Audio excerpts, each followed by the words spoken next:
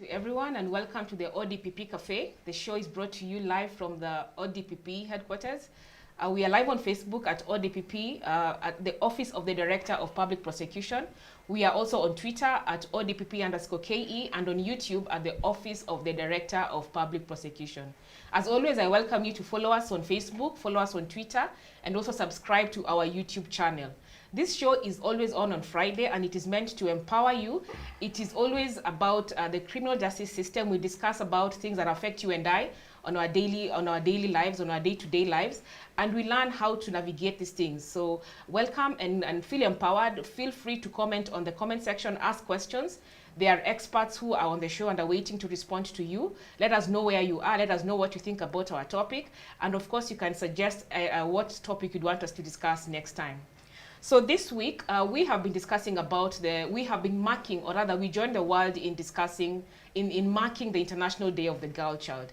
Before we get into the discussion, and as always, we look at a sneak into the courts. We look at the courts this week, and the disclaimer normally is that this is not very exhaustive, just a few of the cases in court, but you can feel free to look at, to follow through on our pages and see what more has been happening in the courts. So quickly, we'll just look at what has been happening in the courts this week. And the first case is about Obado.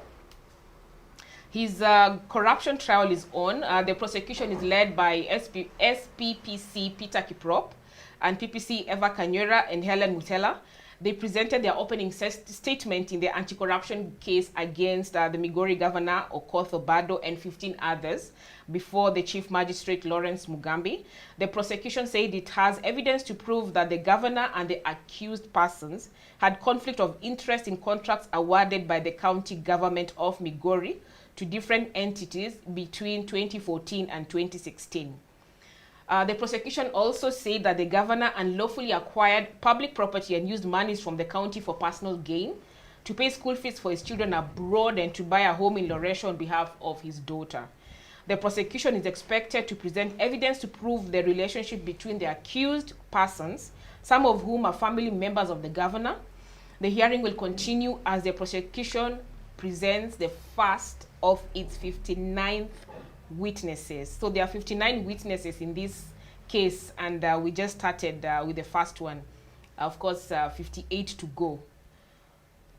The next case is a bizarre case of the escape from Jogoro police station of Wanjala, Masten Milimo Wanjala, who escaped from a city police station while he was in detention. That was Jogoro police station. I think you saw it trending on social media. Police Inspector Philip Mbidi, Police Constables Boniface Mutuma, Precious Mwende, all attached to Jogoro police station, are in custody for allegedly aiding Wanjala to escape. Wanjala is a self-confessed killer, serial killer.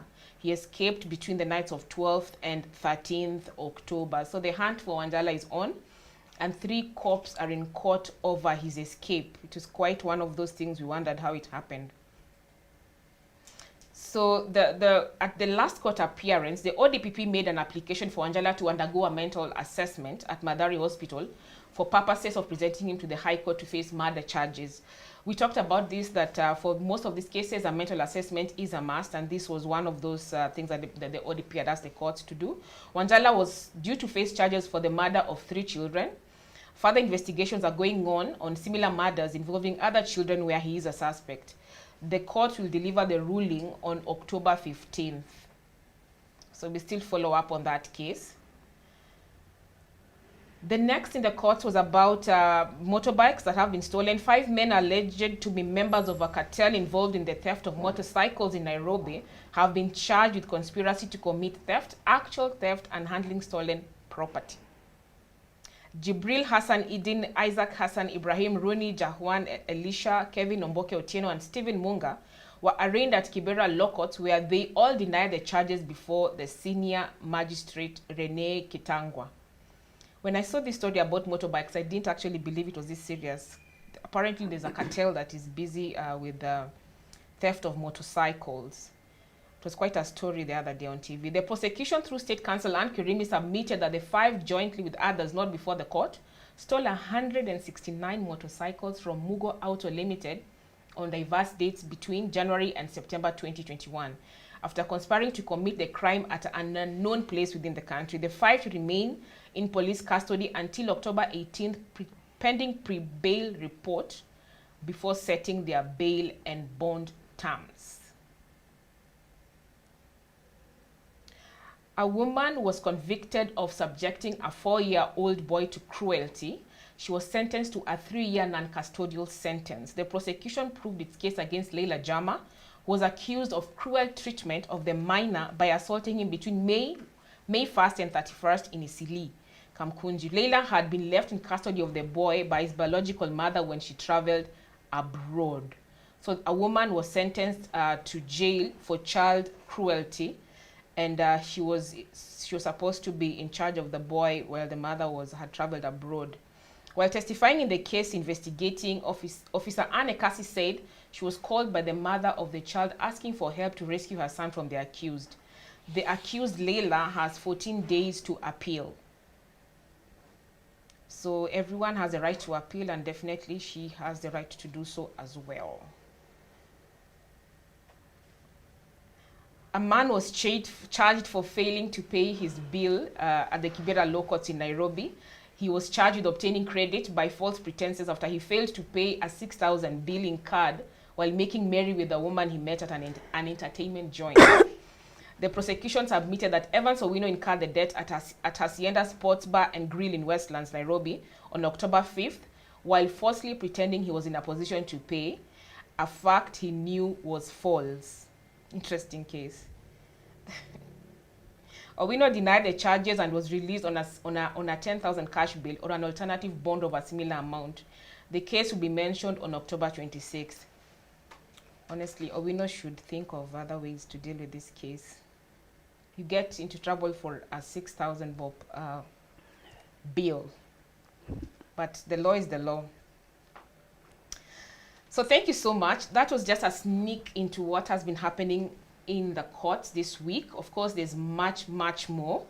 And just to avoid repetition, they are also on our Twitter pages. You can follow and see what has been happening.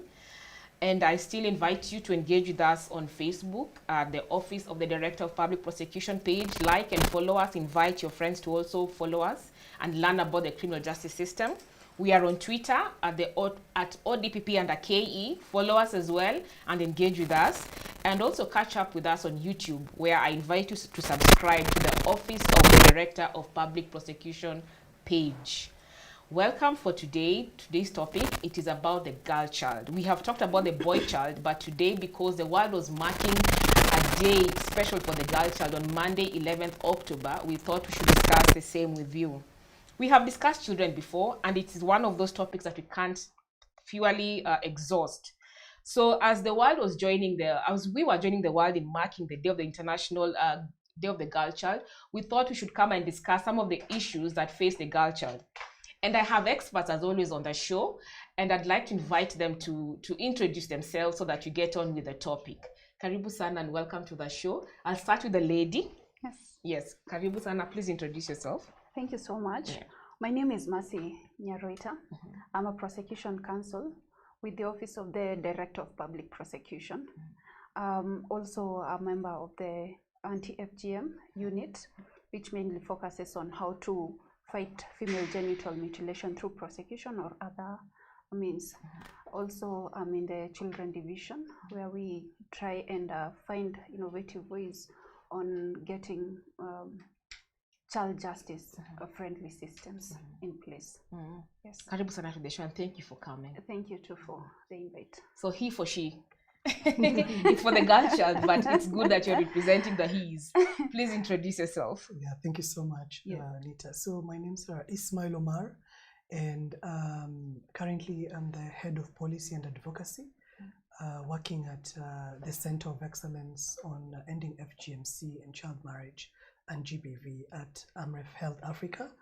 And of course, our work is mainly to ensure that we protect children, and this is girls and boys, from harmful practices, like FGM, that is female genital mutilation and cutting, child marriage, and of course, other forms of gender-based violence, and of course, all forms of violence against children. Yeah, so really excited to be here today and looking forward for a very, nice conversation. Karibu sana. A disclaimer we must start with. In as much as we're discussing the girl child today, it's not like we're leaving out the boy child, right? Exactly, That is exactly. true. Yes. Let people not come at us to us and really accuse us.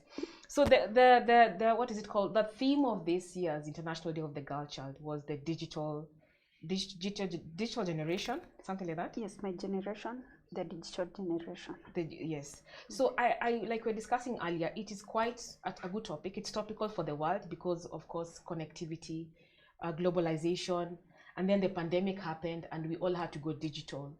But is it really true that we all went digital? Say, for our local context. Smile.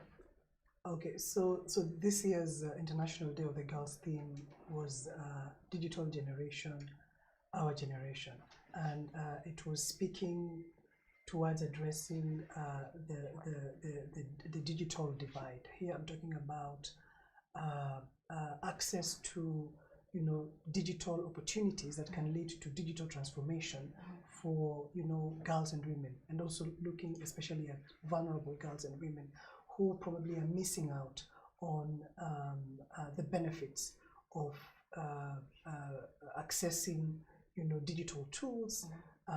Education. Talk about education. I'm talking about STEM courses. So we find that many of our girls, and especially here in Africa, are not accessing STEM courses, science, technology, engineering, mathematical courses, as compared to the male counterparts. So there's that gap. And so this year's theme was actually was looking towards addressing that divide by ensuring that that we continue mentoring girls towards getting excited about STEM courses, by also ensuring that that we really, the governments really keenly look at how our girls and women leverage on there can be low-cost technological opportunities that can really help them in transforming their lives, and even in some cases helping them in achieving their livelihood. So that was the main agenda. But again, looking at the discourse, I think for the African child, there are other important needs for the African child, and especially for the girl child. There are barriers that continue to hinder the girl child, especially from achieving her dreams. So issues like harmful practices, that is female genital mutilation, or child marriage, or child labor, or gender-based violence. These are still issues happening in our communities today, and are actually hindering the girl child from achieving their full potential. So similarly, the way we as much as we are saying that we need to reach out to both boys and girls, because every one of them deserves a chance to achieve their dreams, but we also need to acknowledge that the girl child requires a bit of attention, so that at least we can be able to remove the obstacles that are making her not to realize her potential. Okay. So Mercy, you were telling us about the extent to which, in staying with the theme, the extent to which the digital devices are actually one of those things you find common in child cases, in abuse cases. Yes, in the criminal justice system, we mostly my work involves prosecution of these cases, especially on defilement cases or gender-based violence cases.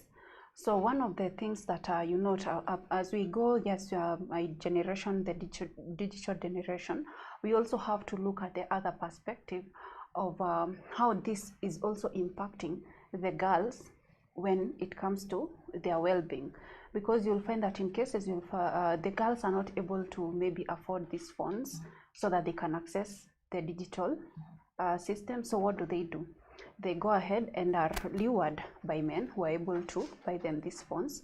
And you'll find that in the defilement cases that we have, that is one of the things, that she was given a phone, and so she becomes a victim of the sexual advances towards which are directed towards her. Also, you'll find that because of early marriage, she's not able to afford this phone, so she'll have to depend on the one who's married her to either give her these phones. Then you also find that most of the cases are pornography. She's not in control of this digital items that are used to take her pictures, so they end up on the social media, and she's not able to control them. So that is one of the things. Another thing is that when we look at the other side of the digital generation, or this perspective of the criminal elements that come about because of the digital, the negative aspects, you find that men who are older or even above 18, let's say those are men, they tend to send texts to lure the girl, which are not good texts. So you'll find a parent complaining, what do I do? How do I go about this? My child is being victimized, or there's a potential person out there who is sending messages to my child which are not good messages. So how do we go about this? So that is the other aspect. Oh, quite interesting. Yes. There's always the debate about at what age should you give your child a phone. That is it, yes. And you know, we have to look at, like from the Kenyan perspective, we have the modern side, modern families who are living in the urban areas. Then we have the people who are living in the rural areas. The ones in the modern or urban cities will have access to phones. You'll find even children in primary schools have the phones because their parents are not, maybe they're working, so they have to access their parents, which is there's no age, at which age do you give your child the phone? That's now dependent on the parent. But now in the rural sectors, you'll find that girls even in high school do not have a phone. The first time they'll get a phone maybe is when they go to the university, and that is the time they'll have to buy themselves a phone if they can afford to. Or someone buys for them. Or someone buys for them. And if you look at those now the perspectives of inequality between the boys and the girls, you will find that most of the time, and it's not a discrimination towards the boys, most of the time the boys will have access to, will manage to access a phone or a laptop or a digital devices way before the girl child. Yes, and I like that you brought it home. Like there are our realities. Of course, there's the global theme and all that, but these are our realities. And when we were posting, like I said earlier, we talked about child labor, we talked about FGM, we talked about SGBV, right? But before we get into that, Ismail, maybe there's that thin line between gender, or is it a misconception, between gender equality and gender parity? I mean, what are we looking for here?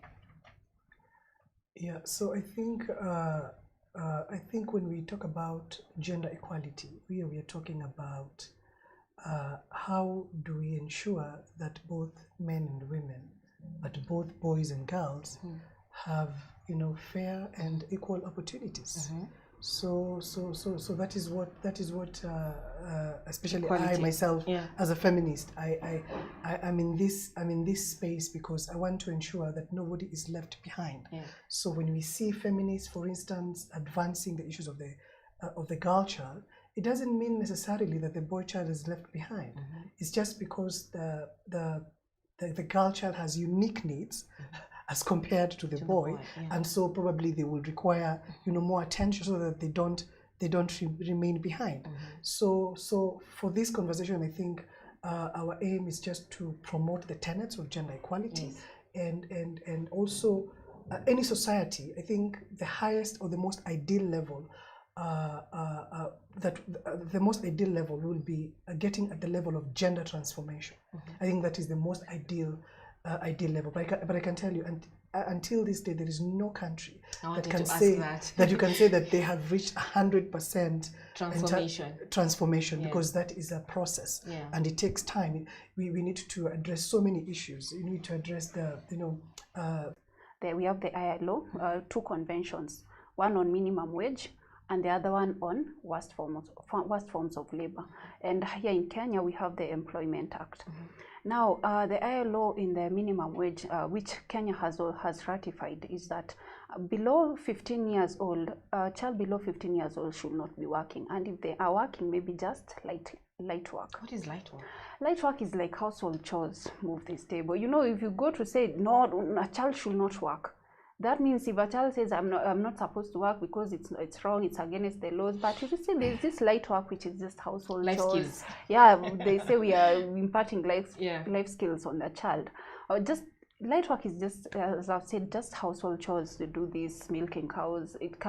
But the minute it turns into exploitation, whereby this child does not even go to school, this child does not even is not able to play because you are supposed to work from 8 to 5.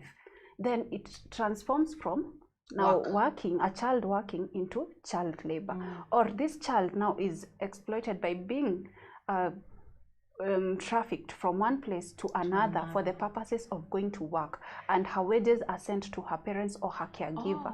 Then that is child labor. You'll find that in urban settings, most of the domestic workers girls or who are below 18 years old. Any person below 18 years old is a child. But when she is taken from her home to another place to work, then that is child labor because she's not able to go to school, and that means her well-being is at risk. The same thing with the boys. When she's taken from his home and is taken somewhere else, like in marginalized places, to herd goats, to herd camels, we have those things. That is child labor. So because he's not being paid, or if he's being paid, his wages are going to his family. Yeah. So that is child labor. It was very interesting. Yesterday, there was a case, I think, from Busia or something, Bungoma. A man was sentenced to 30 years in prison for child labor and trafficking. So you brought it clear because I wasn't understanding why it was so harsh a sentence. So clearly this was labor because this child was not going to school. And then this child had been moved from, I think, Bungoma to Busia for the purposes of work. So that's trafficking. Trafficking, yes, that is trafficking. Trafficking does not necessarily mean moving a person out of Kenya to maybe Uganda or another country. It can be moving you from Nakuru to Nairobi, from Eldoret and one town to another town, a county to another county. That is trafficking. But aren't we, most households in Nairobi, then guilty of this? Yes, most of us are guilty of this because we are hiring children, and you know, you're not even, in fact, our Employment Act says that you're not supposed to hire any person, of course, 8 years is but you will still find some people using those girls that to take care of their children, 8 years old, you know. Then 13 and 15, 18, between 15 and 18, you can, the minimum age is 15 years old. So 15 and above, you can hire them, but it is it should not hinder their access to education. It should not hinder their access to well-being. And you will find that even the below 18 years old, a child between 16 and 18 should not perform hazardous work. Hazardous work is this work that entails maybe using chemicals, work that and then, or maybe going underground to dig holes, to dig boreholes, or just work that is dangerous. Yes, that is now the classification of hazardous work. It's in the ILO, and our Employment Act has also done it. And also we have the Industrialization Act, whereby a child can actively participate in work as long as it's for mentorship or it's for their let's say being, what is it called, kufundishwa kujua kitu ama attachment, industrial attachment. So that is legal, that is allowed. That is allowed. Yes. Okay. Yes. Maybe I just add on, just bringing the visual so that we can understand the magnitude of child labor in Kenya. So around 8% of children in Kenya undergo child labor. That's around 1.3 million children. Where in this country? In this country. And so to speak, the reason why child labor happens is because of, one, it's poverty. Two is because the family is facing financial challenges, and we've recently had a spike in the number of cases of child labor because of COVID-19. I find that most families have lost their sources of livelihood, and so their children take on that role. And so between, I think, 2000 and I think 2010, we had a very, the trajectory was going down in terms of child labor, but now again it has started going up because of the COVID-19. What's happening then? Parents are not working, so they send their children out to work? Yeah, so by when family, so let me first of all finish the reasons why child labor takes place. So the other reason is if one of the caregivers gets sick, for instance, or if one of the primary caregivers, that is the parent or the guardian, loses their income, that causes the reason why one of the children in that household would again seek for to work. And so I think it's very, very challenging in terms of trying to balance, because and this is looking at our African context. You find that most children are left with no option but to work, and so when they work, as my colleague said, they miss out on very important things like education and also their healthcare, and of course their rights. They have rights to, as children, they have rights to to be in school, to to get the nurturing they require from their parents, so that they can be responsible adults in the future. And also child labor provides an avenue for exploitation, and especially sexual exploitation. And you can see this in our number of households. So if, for instance, even if we are even though those ones who are between maybe 15 and even 18, honestly, in our current education system, these children need to be probably in secondary school. Yeah, high school. That is the so in short, what we want to say is that all children need not to engage in child labor. Of course, what my colleague said, light labor is permissible in terms of even it aligns with our own African culture, that they need to grow up being responsible citizens who can be able to manage themselves when they grow up and their families. To add on the reasons as to why child labor is also getting out of hand in the criminal justice system, as we are prosecuting these people, the individuals, you will find that you are prosecuting a person who was the primary caregiver of a child. So the minute this person was arrested, their child was left alone in the house. So you'll find that I've had cases or instances. I can remember one when I was in court. The father said while we were proceeding with this case, I have a child who is at home. I don't even know who is taking care of him since I was arrested, and I'm not able to afford bail or bond. I don't know who is taking care of that child. So now we turn back, and we have to now involve the children officer to go and find out where is this child. Who is in whose custody is this child in? So you find the child was left alone. Neighbors are the ones who are taking care of this child. So, and if the child is old enough or has other siblings, then what happens? They have to find some work to be able to feed these families. You must then discuss public interest. How does it apply here?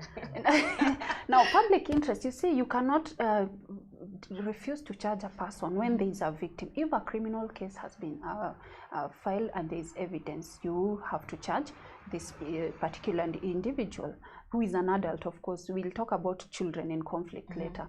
But once you charge this person, what the Children Division is encouraging, and that will soon come out in the policy guidelines which we are coming out with for children in conflict with the law, is that one of the things we as prosecutors we are being told to be innovative and find out if this accused person has a child, then we involve the children officers to go and find out the status of these children. You'll find that even very cases like minor cases like Changa, you've arrested the mother is in prison, then the chiefs tomorrow come to your office and say, this person and has left several children at home, who will take care of them? So now again, it becomes another problem, because you ask them, but when you brought this person, why didn't you even notify us or even notify the children officer that this and this has happened? So luckily, if a conviction has not been, a sentence has not been meted out, then the court will consider probation, that this person serves a probation sentence instead of a custodial sentence, if it is a misdemeanor or something that can be given a probation sentence. So that is one of the things. Or in the alternative, even the court can give a bond to this parent, free bond for her to go and take care of her children as she comes for the continuance of her case or his case. What a quagmire. So what are the penalties for child labor? I can't say for sure the penalty for child labor, but I know for trafficking, like the one that you've said, the maximum is 30 years. So that's what that guy got. Yes, that is under the law. If you traffic a child, that is 30 years.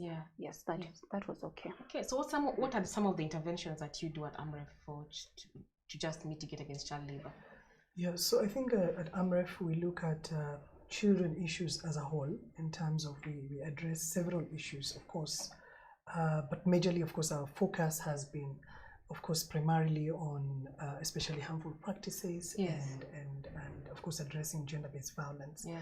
And so some of our programs we work in close collaboration with government, and especially the Office of the Director of Public Prosecution. And maybe let me just congratulate the ODPP for really putting, I think it's one of the, I think very few institutions that are very child-centered in a way that they even have been able to set units to deal directly with issues affecting children, like the Children Division, the Anti-Fgm unit.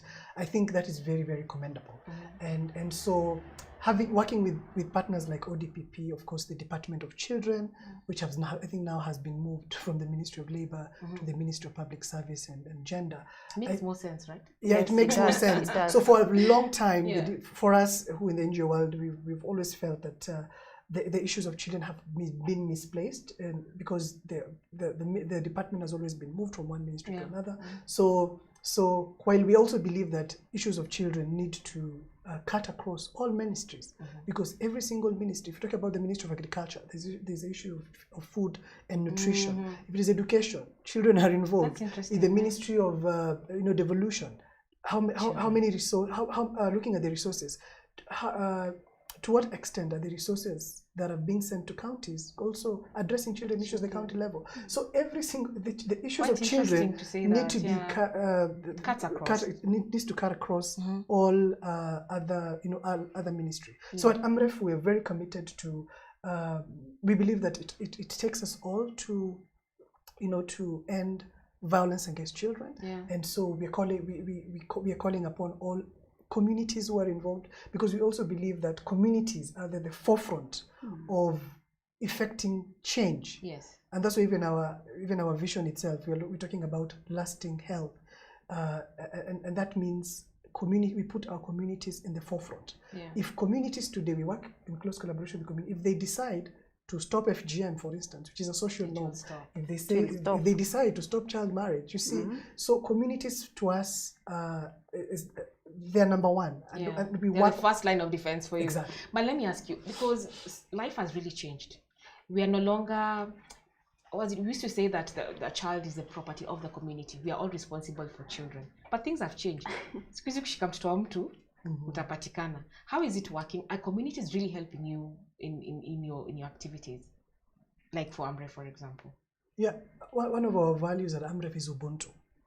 That is number one value. And Ubuntu, it's about we are because you are, and you are because we are. I think that in itself, it's one of our very critical value as Africans, that your existence is based on mine and vice versa.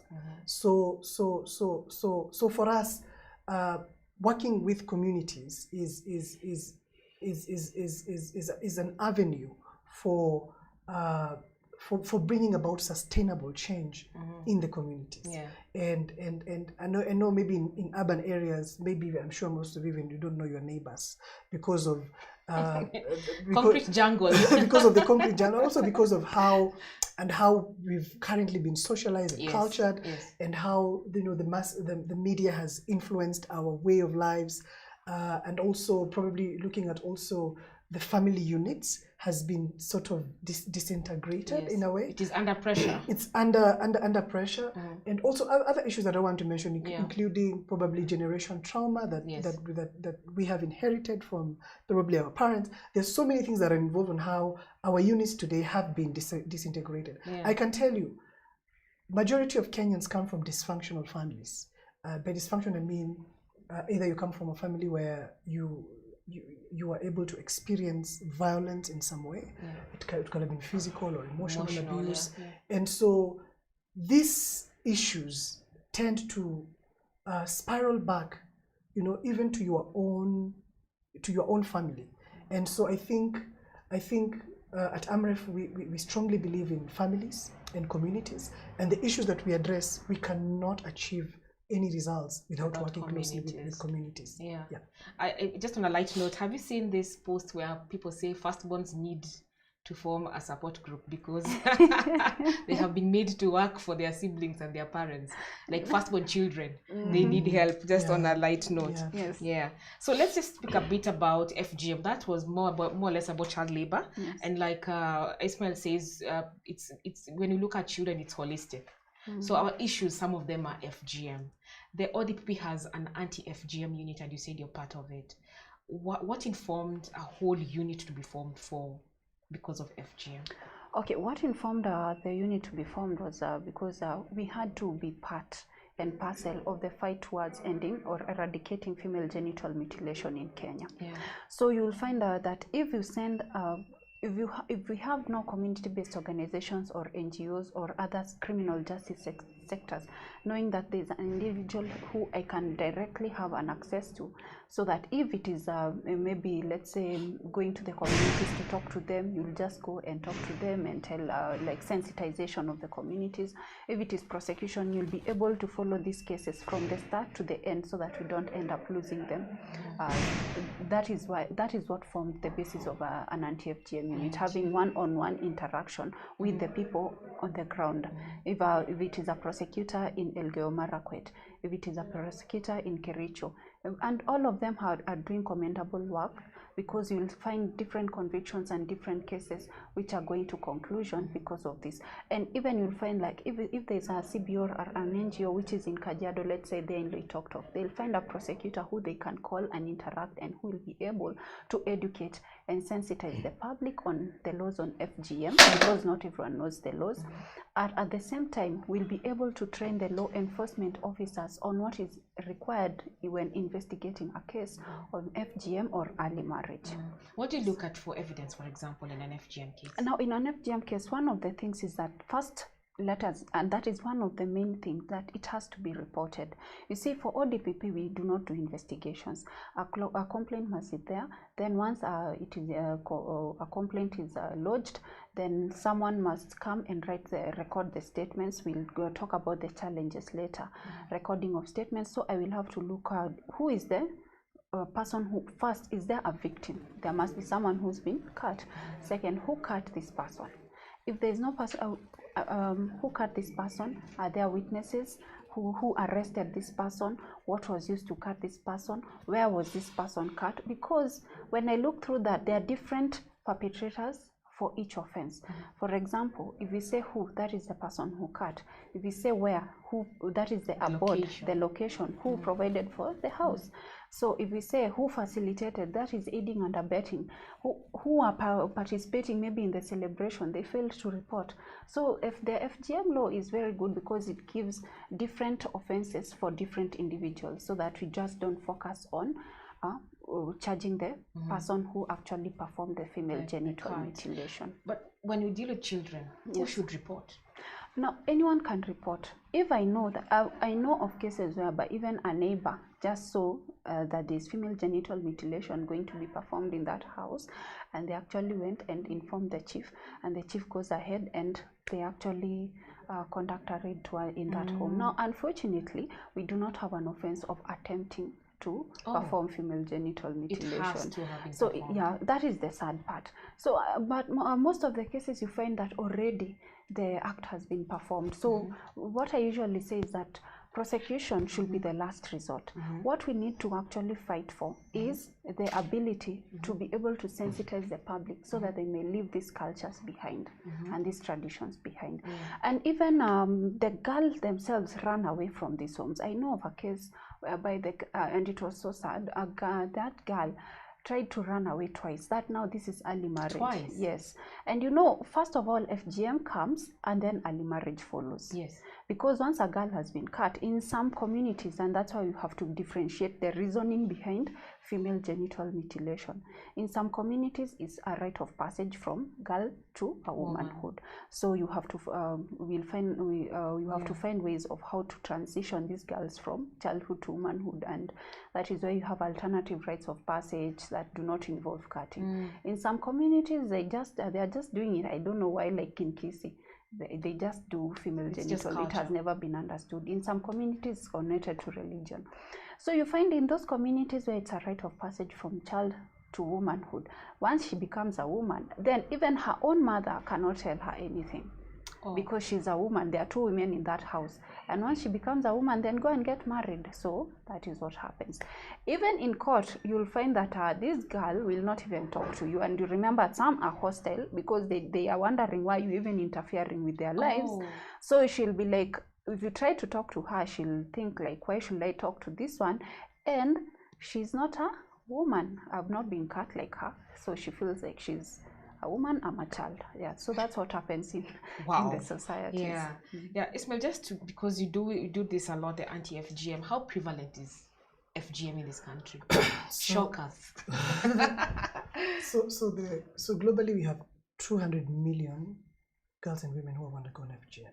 200 million globally, yeah. So in Kenya, the prevalence is about 21%. And so, as you mentioned earlier on, in the counties, we have 22 hotspot counties where FGM takes place. I keep wondering, who are these 22? Because in my little knowledge, it's just these ones that I know. Yeah, so in the 22 hotspot counties, already we have, the Maasai, Samburu, the Meru, the Somalis, we have even the Kikuyu. It's re-emerging. It's a culture. It had ended, but now it's coming up again because of. And it's amongst the elite, right? The learned. Why? Yeah. So for instance, in Kikuyu, I think the reason why it's re-emerging, it's because of this some council of elders that are emerging, and of course, this is being driven by many issues, including wanting to. I think it's first of all, one of the reasons the political reasons, and others is the issue of they want to claim their heritage. So there's this case about for instance there's so many nowadays lifestyle diseases like cancer, all these chronic diseases, and so when family members get those diseases and they're women, they're being told that they did not pay the debt because their grandmothers underwent FGM. And so, in the Kikuyu family, you are named after your grandmother. Yes. So if you have your grandmother's name and if you did not undergo FGM, then you have not paid the debt. That's why you are facing all these illnesses. So that is what is being argued as the reason. Why would a learned person take that argument? Yeah, so that's what I'm saying. It is not something that is substantive, and for looking at the context in Kenya, so the anti-FGM board is mandated to coordinate, all end-FGM activities in Kenya, and we work in close collaboration with anti-FGM. But the anti-FGM board has done a very good job in bringing all actors together, and you can see the president of Kenya is one of the few world leaders who have declared to end FGM by 2022, and he has been very consistent in his commitment. And actually, looking also at the recent Gender Equality Forum, we had commitments that were made and resources set aside to end gender-based violence. In the Generation Equality Forum, Kenya and UK host the Action Coalition on GBV. So that means that our country and our leader and our, the minister in charge of, gender, we have very strong leadership. So Ismail, for once there's political goodwill. Yes. But something is still lacking. So maybe if I can talk about what FGM is. Yes. First of all, let's now talk about what is FGM. FGM is, the total or partial removal of female genitalia in whole or in part for non-medical reasons. So FGM has no known medical benefits, and FGM is a violation of human rights. And also I'd like to mention that. For instance, my colleague mentioned about religion. Yes. First of all, our Chief Kadhi in Kenya has publicly declared, our Deputy Chief Kadhi, former Deputy Chief Kadhi, I think, declared publicly that FGM has no basis in Islam. Or any religion. Yes. Yes. So FGM has no basis in any religion. despite religion. And that's powerful. Despite religion being a reason why most communities, especially in the north, continue to do FGM. Yes. So FGM also happens because of cultural reasons, and especially in communities like the Samburu, the Maasai. The reason or the argument is this is our culture, and we found our fathers, our grandfathers, our ancestors doing it, and so we continue doing it. So that's another reason, and also there are other reasons, including, for instance, pressure. Some do it because of being pressured by their peers to do it. Yes. Some are doing it because of economic reasons. For instance, the cutters who cut girls, some get a good amount of money. So this is like business, and they need to keep it going. So that means that more girls are being cut. So there are many reasons why FGM is being done. But why is it done? So it is done to some communities is to fulfill cultural obligation. For other communities is to achieve chastity and purification and family honor, social acceptance. So all these are reasons why FGM still continue to happen. But let me answer your question on why, despite all the commitments, the political goodwill. We still have. Let me just say, like between now, today, and 2030, over 500,000 girls are at risk of FGM. Of course, this is according to UNFPA. So this means that the efforts to end FGM we need to still galvanize that momentum. And the challenges we are facing right now is secrecy. FGM is being done in secrecy. We have a prohibition of FGM Act, a law, the 2011 law, 2011. which is really, as you said, it's one of the model law on ending FGM globally. It's one of the most referred to laws when you're talking about FGM. But again, so communities now are doing this in secrecy. Then another trend that is coming up is girls are being cut at a younger age. Yes. So initially girls were being cut between 9, 10, 11. Now they're being cut as young as 5. And some communities like in the Taita, they're doing infant genital mutilation. They're cutting babies. I was shocked. We had Sadia here on the show. No, Sadia? Yes. She's an anti-FGM crusader. Activist, and she told us about Taita, and I was like, no way. Yes, it's happening. Yeah. So there's that. There's that infant genital mutilation. Another thing is medicalization of FGMs. What does that mean? So this means that medical practitioners, these can be doctors, they can be nurses, people in the health profession, who are supposed to safeguard, the patients, or rather, the communities that they serve. They're the people who are cutting girls. So this can happen in facilities, in hospitals, and also this can happen at home, because they can bring the tools they need to do it. Just our own worst enemies when it comes to FGM. We are our own worst enemies, because you're finding that and this is what he just said is true, because I know of medical officers in the rural areas who have clinics, but they will not do it in their clinics. What he just said, they'll be called home, because now parents are feeling like instead of me calling the traditional cutters are now being phased out. They're being phased out. So they're calling these doctors or these nurses to their homes, and they're actually performing the cut, and no one will even know about it. Only some. And even if low reporting is one of the issues, no one will report. And if something is not reported, it will not be known that it has happened. So you'll know this area is prevalent, but when it comes to cases in court or cases which have been reported to the police, there may be, let's say, even maybe 0.1% of the cases which are happening. So that is one of the issues. To top on what Mr. Ismail said earlier on the government trying to fight this through as the presidential declaration to end FGM by 2022. There's a multi-sectoral committee which was formed, which involves all the ministries in the government, and ODPP is actually part and parcel of it.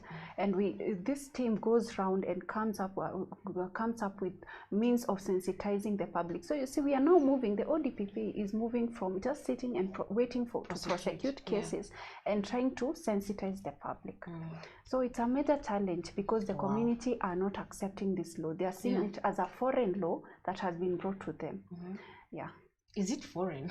It's not foreign, because it's time that we moved from these harmful traditional cultures, Yes. which are not even beneficial to the girl or to the women. And let us not forget that when we talk about female genital mutilation, it does not involve the girls only. Even the women are involved, because you'll find that you will protect your girl from female genital mutilation, and I know that is one of their biggest challenges. You'll protect her, she'll turn 18, she'll go through the rite of passage as a girl who's not been cut, and then eventually gets married into a family that believes that women in that family must have undergone FGM. So she'll have to go, she'll take herself for female genital mutilation. So have you saved that person? No, you've not saved. You saved her as a girl, but when she transitioned into marriage, she ended up being cut. Or some, even the worst thing is that when they're giving birth to children, they actually, the female genital mutilation They consent is performed. to it.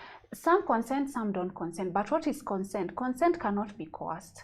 And that is one of the factors that was considered in the petition which was filed by Dr. Patatu. Yes. Because she was saying that why can't a woman, you have a right to to undergo female genital mutilation, and it is a right under the Constitution. But the court said no, this consent is coerced. When you're told by your husband that you're not a woman enough and like other women, because you cannot, the man cannot maybe get some privileges in the community because he's being told he's married a child, or and you cannot participate. Let us not forget that we are still in the rural settings in this country.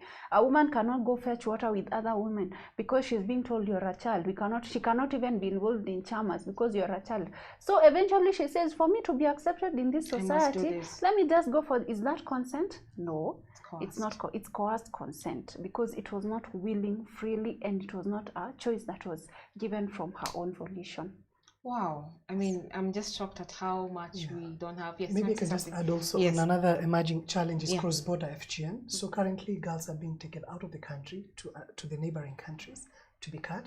So Kenya has border communities that share the same heritage. The Maasai in the Kenya-Tanzanian border.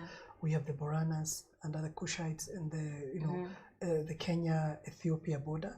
Also the Kenya-Somali border, and also we have the Pokots in the Kenya-Uganda border. So a lot of FGM is happening, and I think a couple of years, I think 2 to 3 years ago, we had the interministerial declaration to end cross-border FGM. So that we had the ministers responsible for gender for the 5 countries: Kenya, Uganda, Tanzania, Somalia, and Ethiopia. So met in Mombasa to pass that declaration, and under the East Africa.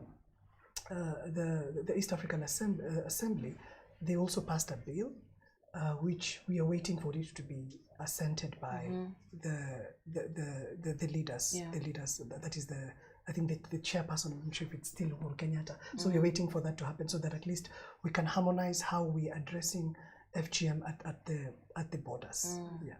Then you have a lot of workers under then. Yeah, I think this is not only community. I think even everybody. NGOs. I think everybody plays a great role, a huge role in ending it, including the Office of the Director of Public Prosecutions, because looking at the point where FGM is committed or is done, so we have a perpetrator, we have a victim. So if it is reported, of course, it is reported to the police. So the challenge we are facing is that when we have weak investigations. Done, and I think maybe Mamasi can add on this. When we have weak investigation done at the police, maybe by their lack of understanding on how to address this issue or other issues, you find that by the time it goes to the prosecution, it's a weak case. It doesn't go any further. So all departments, the police, the investigative departments, and even when it reaches for judicial determination, even the judges, we are involving them. And actually, organizations like Equality Now, who work closely with the law enforcement agencies, they have training, they have capacity building trainings just to ensure that judges who are handling FGM cases have an understanding. Because we always assume that just by the fact that you're a judge, probably you have an understanding of everything. No. So these sensitization trainings help them to really understand the reasons why this happened, how to address such cases, and giving them the urgency and the importance that they deserve. One of the challenges we are facing also in the law system is there are girls who volunteer to be cut themselves, children who probably because of the pressure. Peer pressure. Because do you know the law says that even if you volunteer yourself to be cut, you will be charged. It's against the law. You will be charged. So the question is, how do we reconcile the fact that is this girl at that point, is he a criminal or is she a victim? Is she a victim? so those are the kind of challenges we are facing also with our system. Wow, it's interesting you mentioned the judiciary. I think there was a case the other day about rape. I think a teacher raped a student, but the judge determining that, the magistrate I think determining that case said, because this child was born 11 months and not 9 months, you get like alizaliwa after 9 months gestation period, like 11, it's not possible that this guy raped the child. You saw that case? Yes, I did. Quite a strange case. Yes, the DNA said 99.9%. So why? Okay, so thanks so much. Let me just go into social because of time. The cop Vincent Lumumba says, I wish DPP Haji was live here. I share a problem that has never been solved since 2018. The cop, just inbox and you'll get someone to respond to you immediately, and you'll get help. You don't really need to have the DPP. There are many people, there are other experts who can also be able to assist you. Kara Chemutai, thank you for watching. Mwangi wa Muraya says, in cases of FGM, who is usually held liable when the victim is consenting? Exactly what you're saying. Who is held liable when the victim is consenting? Yes. Answer? Yes. Yeah, well, if it is reported, the one who is held liable, number one, is the person who actually performed the female genital mutilation, because that is the perpetrator. Other actors, why did you agree to participate in this process of female genital mutilation when you know it is against the law? The person who helped, aided or abetted this victim. And for correction, we don't charge children who have actually consented to female genital mutilation. We go to the perpetrators. The ones who we charge are adults. Okay. Because a child, we always say, cannot consent because she's underage. So even the ones who took her to this place, the one who facilitated the premises to be used for female genital mutilation, we charge them, and we have those cases in court where we've got conviction, and the conviction, by the way, is 3 years or a fine of 200,000 if you're found guilty. So we have the aiding and abetting the person who gave the premises. We have those cases. We have the ones who failed to report, who are being charged the same fine and penalty. Yes. Okay. Christine Alphonse says, amazing conversation and very informative. Thanks, Christine. Mwangia Mura still says, this is such an informative conversation. Never knew child labor was this big of a problem, you and I never knew that. Sam Kereki says, very informative. Somebody has asked a question here. Let me just get to it. Carol asked, child labor is where a child is exploited. I think she's responding to someone. Eddie Kenyan says, Ismail Omar, good job. And Don Lamachiv, this looks like a Russian name. Can a defilement victim age 17 withdraw her case upon getting an ID? No, you can't, because the defilement occurred when she was a child. So even if she turns into an adult, she was still violated when she was a child. And maybe just to add also on that, we've not spoken about child marriage. So no, we haven't actually. How prevalent is that? So 23% of girls in Kenya who undergo child marriage before they celebrate their 18th birthday. So child marriage is basically that. The Marriage Act is very clear that marriage for children under the age of 18, that is considered as child marriage, and it's illegal. So there's something we don't always remember. If a child has been married who is underage, when this case is reported as child marriage, there should be we don't see it also as defilement. So there's a connection between defilement and child marriage. So if you have engaged in child marriage and you have consummated with a child, so those are two cases. It's defilement and it is child marriage. So we need to see that. We need to start seeing that, and also all these issues we're talking about, child marriage and especially FGM are forms of child abuse. Leave alone cutting the girl, touching the genitalia of children, be it a boy or a girl, for whatever reason, is child abuse. And that is the kind of framing we want to begin. Because at this point in time, we have to save the girls who are at risk of undergoing FGM, because we have always been hiding behind culture. but we start need to framing the way we are framing gender-based violence, because FGM is a form of gender. Yes. Is a form of. I also wanted that clarity. Yeah, Yes, exactly. yeah. So these are forms of child abuse, and it's actually sexual assault.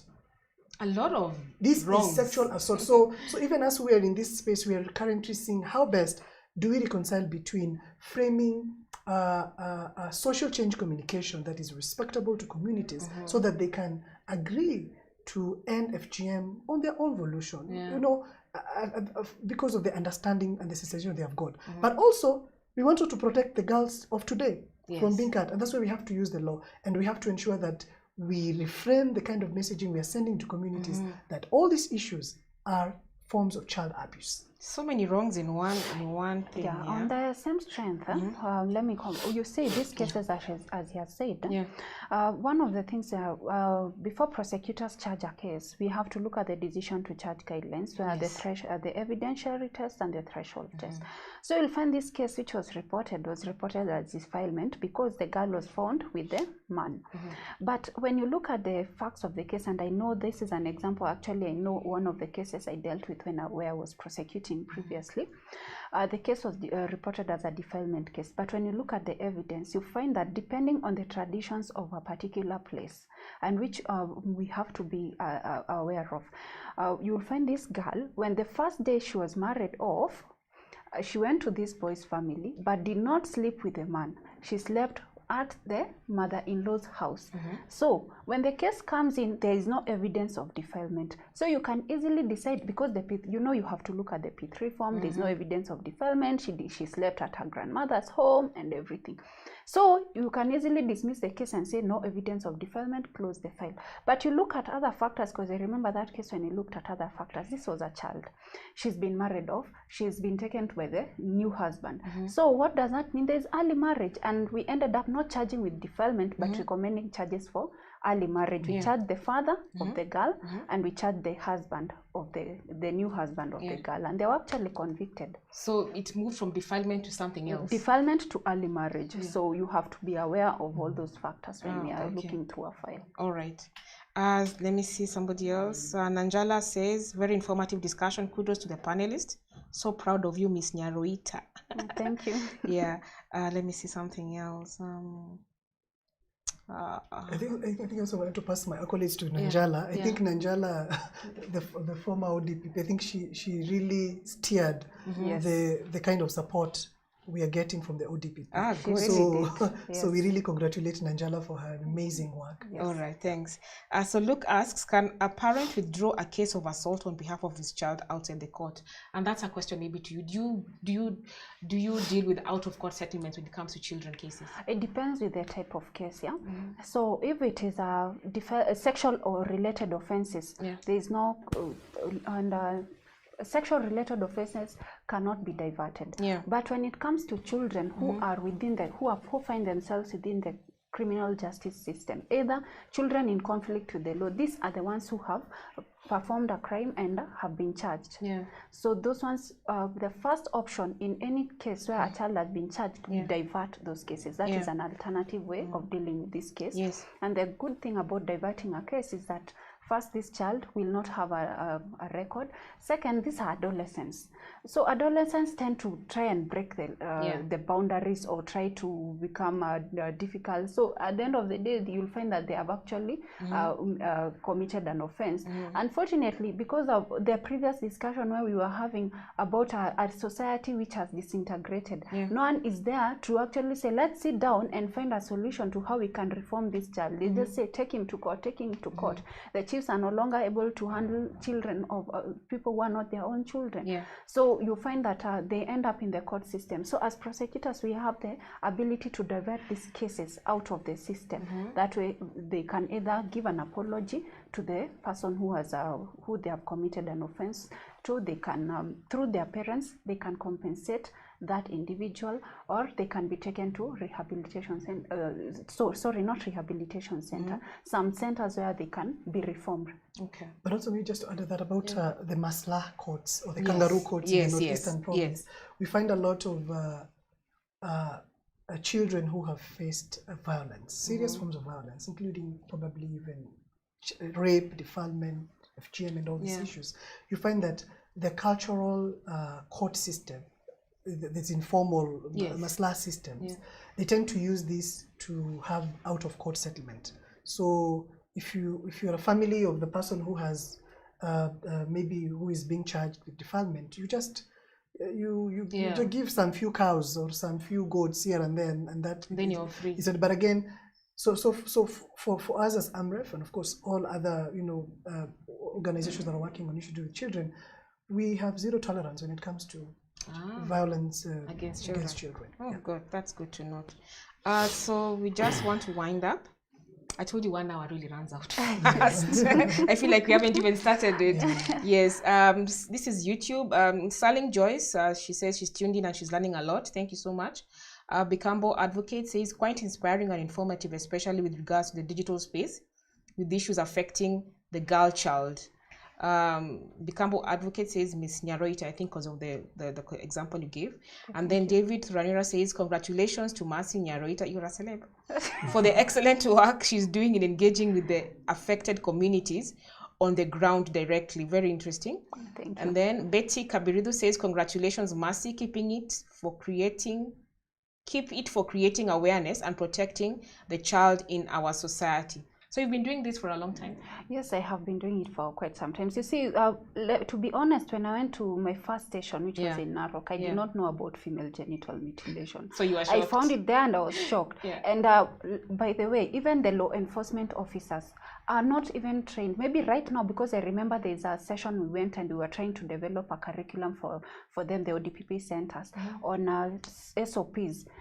For sexual gender-based violence, and they really touched a part of it on female genital mutilation. And I asked them why you need to have a course purely for female genital mutilation, because you need to sensitize your officers on how to investigate, because they don't know, and they didn't even have sample charges of the framing of these offenses. So it's a gap, and when I went there was nothing. You learn, you just get a case, you learn through experience. So I've done it for quite some time. That is how I learned about FGM. I also want to congratulate, some 2-3 years back, she won the Prosecutor of the Year award. I wanted to ask. For her outstanding accomplishment in ending FGM. That's really good. Yes. So you also have your own initiatives you do personally for this? The voluntary, you have to get out, because you see when you go to a place and you find this is quite prevalent and it's a problem that is not being addressed, you cannot just sit and wait. So you engage with other CBOs, you engage with the NGOs in your local community. It's called mapping, stakeholders mapping. And you start for free. You don't even need to be paid. You go and you sensitize the public. I've gone to the deepest part of Narok just to talk about FGM, early marriage, the laws. What's the youngest child you've seen being engaged in early marriage? The youngest I saw, because in that particular case, she was 11 years old. Taken in by a what? 29-year-old. Yes, he was 29. I don't think I'll ever get to understand the depth of this thing. It's mind-boggling. You just wonder, why is this happening? Why are these people not changing? So, and that is why you have to sense it. Prosecution is the last resort. And why prosecution is sad, sometimes it's sad, but I usually say once you have come to the court system, you will be prosecuted to the fullest. Why I usually say it's the last resort, it's because it breaks this family apart. You see, you have the girl who will come and testify against the father. Where will she go back home? Her family will say, you are the one who took your father to jail, and he's the breadwinner. So who do you want to educate you now that you're back at home? You'll have the mother, you'll have the aunt. It's like you're dealing with a family case in the prosecution of that case. That's really difficult. So Shamir Abd, the name is quite difficult, Ulkayum, Shamir, let me just call you that. I think the one thing we need to counter is the Baraza la Wazee thing, where a child is defiled by an adult, when an adult sit and decide to resolve it out of court. Is that what you're talking about? Yes. And there's zero tolerance to that? Yes. Oh, okay. Zero tolerance, because it even affects negatively the prosecution. Once they do those maslahs, especially in those sexual related offenses, you'll never see these witnesses in court. They'll turn hostile, or the accused person will disappear. It negatively affects prosecution. Wow, quite interesting. So we have done with our 1 hour Surprise. And I think we've gone beyond this. And like I said at the beginning, you can't exhaust the conversation on child justice. It's quite wide. You see, we are almost forgetting about child marriages at that point. So this is YouTube again. Wamuyo Ngudari says, Sure Mercy Nyorita got an award. Congratulations for this far away. Thank you. This is where you start your ambition for. You say, what wamesema I ran for this post for women rep. Serikali imesema. Watu wananchi ni wananchi wamesema. You go run for women rep. This is Nicole Wanja says, oh, wonderful, big up, Mercy, job well done. Wamuyu Ngudari, informative, distinguish either defilement and early marriage. Good on zero tolerance. Thank you. I think he's learned about defilement and early marriages, the connection. And he says, thank you. And then Betty Kaberudo says, congratulations, Mercy, keep it for creating awareness and protecting the child in our society. And then, of course, I think we've read the rest. So we have a celeb in our midst. Mwambia kumbuki akipata ile akipata ile seat. Duncan Langat says, amazing show. He's following from Narok. Yes. And I think it's quite exciting to see even men, coming up and rising up against FGM. Yes, people like Isma, they do a very good job. Yes. You know, he's why have you not said even originally? Oh from yeah, Narok? so I'm from Narok. Oh, you're from Narok? Yeah, so actually where we met, when I met her, I think we were working both in Narok, and so I think that's where we started this activism work. But again, the role of men and boys is very key because most of these issues, you find that men are... they do it for men sometimes? Yeah. So you see that men are husbands, they are elders, they are brothers, they're most of these leaders. Yeah. They're mostly, I would say, mostly decision makers in most households. And so if they decide, for instance, to end FGM in their household or child marriage, then that will happen. Yeah. So the role of engaging men and boys is very key in the kind of work that we do. Yeah. Are you seeing the anti-FGM has a target of ending FGM by 2022?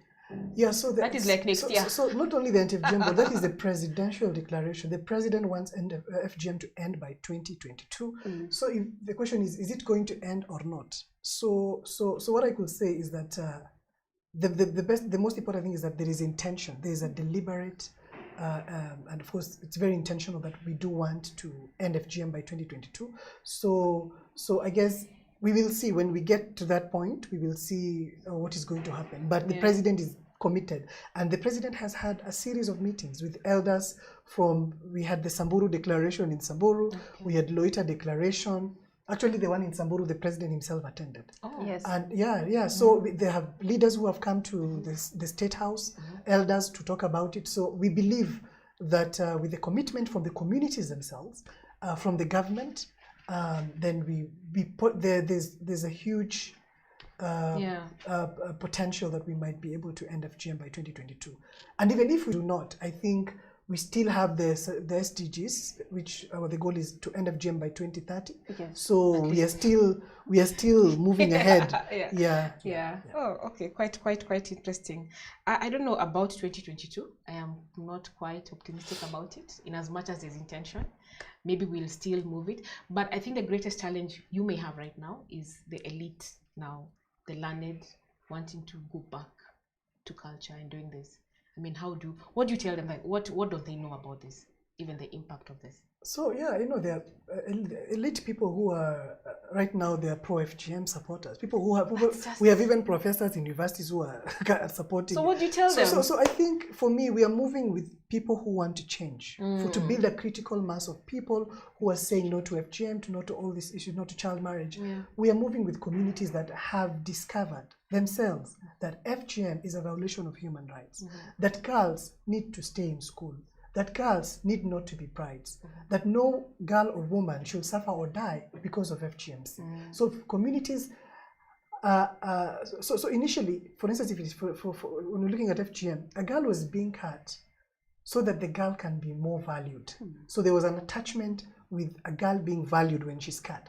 But now we are saying, even without the cut, we can still value that girl and give her opportunities, give her education. In fact, right now we had a conversation with the CEO of the Anti-FGM board. I think right now all girls should remain in school. Girls should remain in school, nothing else, nothing more. Girls should stay in school. they get a good education, and they get protected so that we can break the cycle of FGM. If today's girls who are in school, if today they are not cut, then the cycle is broken. The cycle is broken. They're less likely to cut their daughters when they become parents. Yeah. And the cycle of poverty is broken, and the cycle of child labor. You're seeing how all these things are they're also related. Yes. Just finally, as we wind up, somebody had posted on Facebook the other day saying that they had undergone FGM and they wanted to be, because they had issues, of course, the complications that come with it. So now she's grown and she's seen why she has complications. It's because of FGM.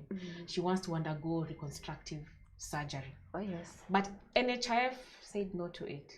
But I remember going to a session and the ministry, I can't remember which ministry it is, but they are offering reconstructive surgery to women who've undergone female genital mutilation at the Nairobi hospital, reconstructive surgery. For free? Yes, that is what he told us. So I don't know whether it is still there, and it was a program that they ran. That was before the COVID-19 pandemic. They were doing it. Maybe just to add on that, I know there is I don't think it's the government per se, but I know there's a doctor who is practicing and I think Abdullahi, who is offering, it's called clitoroplasty, is reconstruction of the clitoris. Yeah. And so we do not have, I don't think we do have a position of the government about it, because if, for instance, Western women, Wazungu, if they do the genitalia modification for aesthetic purposes, do we consider that as FGM as well?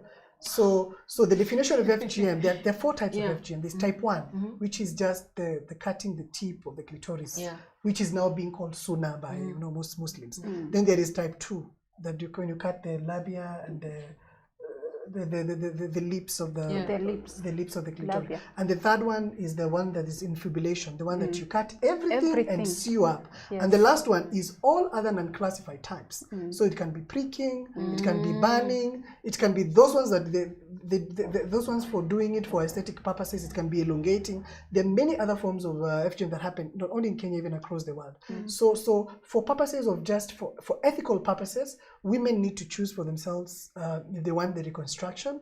But again, there needs to be more research about it. I don't think we have conclusive research about the benefits of clitoroplasty. But let me leave this to the doctors and the experts. Yes, you should call experts. They are the ones who know about that. Exactly. But that is because you see some communities are thinking when they moved from type 3 to type 1, they have improved. Just from the infibulation to just thinking, you've just done something small, it's not really FGM. But I also want to bust a myth. That's a challenge. Just want to bust a myth that women who have been cut don't enjoy sex. They do. That is a myth. The women who have been cut, so when you cut the clitoris, so look like a strand, like a blood, I don't know what to call it. That rubber band. Rubber band, exactly. So when you cut a rubber band, it will still stretch. Yes. So that is how the clitoris is. So there are some women who I will say also it affects them in a way that it reduces the sexual pleasure. Yes. But again, I will say that there are some women who still enjoy sex even after they've been cut as well. Because when you go for this training, you're told that the clitoris is quite large inside. It's a myth. It's a myth that you cut it, that's it. No, it's still a very big. So you don't change anything by cutting it. I think Sadia, when she was here, she gave us the details. She was very clear that it really doesn't change much. Only that it's also the negatives are really, really, really bad. Yes. And we need to stop this. We have to come to an end of this discussion. I think we can go on and on for a long time. But I want to thank you so much for the insights. And I want to wish you well in your campaign against FGM. And I hope we win this, if not by 2022, but sometime soon. And of course, recruit more he for she's so that we get this going. And maybe, Mercy, just to encourage you to continue with your kazi kwa ground. Yes, thank you. Yeah, that's really nice. So, ladies and gentlemen, thank you so much for joining. Thank you for your comments on Facebook and on YouTube and of course on Twitter. It's been an interesting discussion. Like I said earlier, we really cannot exhaust discussing child justice. There's so much to talk about. Like you see, Omar just reminded us about child marriages. I didn't even know the prevalence of it in Kenya, but now I know, and now you know, and there's so much you can do as a community to protect the girl child, especially. Of course, not leaving behind the boy child, but because this was about the girl child, we really need to work together to protect the girl child. Because like Sadia said in the last show, girls are born perfect, stop trying to change them. You're not God. FGM is not based on any religion. It's not good for anything, just culture, a social construct, and something we can change as a society. So let's leave girls as they are. Let's empower them to have their own voice, to explore and achieve their full potential as they ought to be on this God-given earth.